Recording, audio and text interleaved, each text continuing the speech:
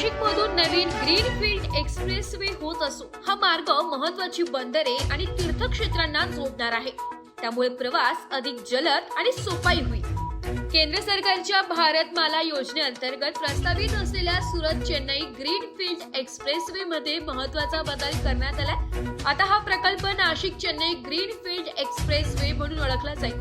नाशिक ते सुरत दरम्यानचा नियोजित मार्ग रद्द करण्यात आला असून हा महामार्ग आता नाशिक पासून थेट चेन्नई पर्यंत धावणार आहे. या एक्सप्रेसवेची सर्वात मोठी खासियत म्हणजे नाशिकहून पुढे तो पालघर जिल्ह्यातील महत्त्वाच्या वाढवण बंदराला जोडला जाईल.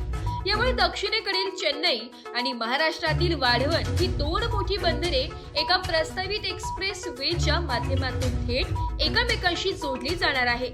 प्रकल्पाच्या पहिल्या टप्प्यात नाशिक ते अक्कलकोट या 374 किलोमीटर लांबीच्या 6 लेन एक्सप्रेसवेचे बांधकाम करण्यात येणार आहे. सध्या रस्त्याने हे अंतर 524 किलोमीटर असून प्रवासासाठी सुमारे 9 तास लागतात.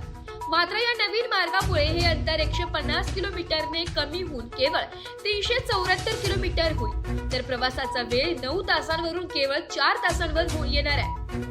हा महामार्ग बांधा, वापरा, हस्तांतरित करा या तत्वावर विकसित केला जाईल.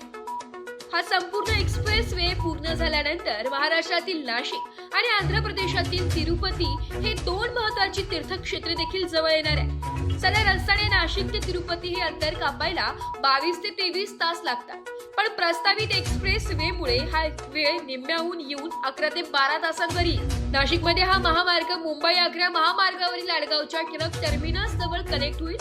गोंदू तुम्हाला येथे हा महामार्ग तवा वाढवण नाशिक एक्सप्रेसवेला जोडून वाढवण बंदरापर्यंत कनेक्ट होईल. सिन्नर तालुक्यातील वावी येथे तो समृद्धी महामार्गाला जोडला जाईल.